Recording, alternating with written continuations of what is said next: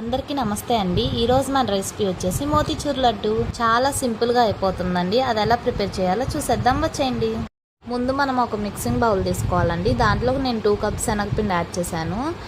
ఇక్కడ నేను 2 cups శనగపిండికి 1.5 cup sugar add చేసుకున్నానండి.